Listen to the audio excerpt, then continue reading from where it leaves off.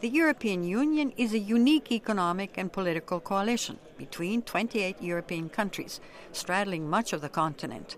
It is the largest economy in the world, with an estimated population of more than 510 million.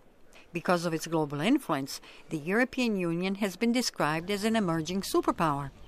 It was propelled by generous U.S. financial and security aid, beginning with the Marshall Plan in the aftermath of World War II.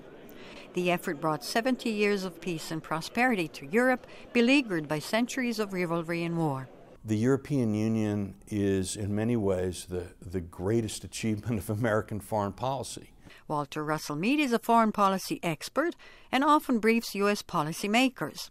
If you ask, what is the kind of world the United States would like the world to look like, the answer is very much like Europe. A democratic society of states living under the rule of law, with open trade amongst themselves, free movement for their citizens, guarantees of human rights. But Europe today is in serious trouble. It has no clear direction, says Mead.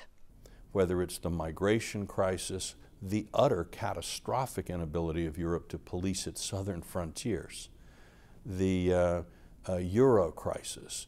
Europe is not working. If the European Union can't figure out a better way to organize itself and advance toward its objectives, it will begin to degrade and maybe to disintegrate.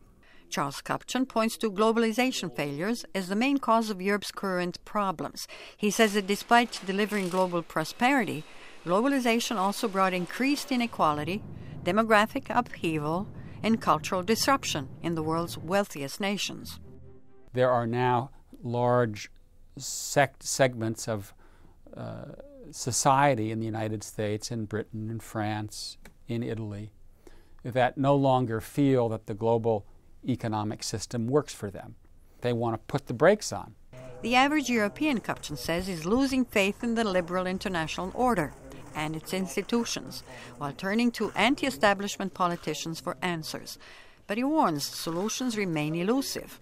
The $6 million question is, what are average Brits in Liverpool or average Italians in Milan or Turin, what are they going to do to earn a living wage in 2025? Nobody has an answer to that question yet. If populist trends spread further in Europe, the continent could plunge into disorder reminiscent of its darker past, says Mead. If this vision fails in Europe, it's a fundamental question for the United States and the rest of the world. What kind of world will the 21st century be? Mead says it is not so much who won the presidential elections in France. It's that the European Union's foundations have become so weak that one election in one member state can cast a 60-year project into existential doubt. What was unimaginable 10 years ago now is a reality.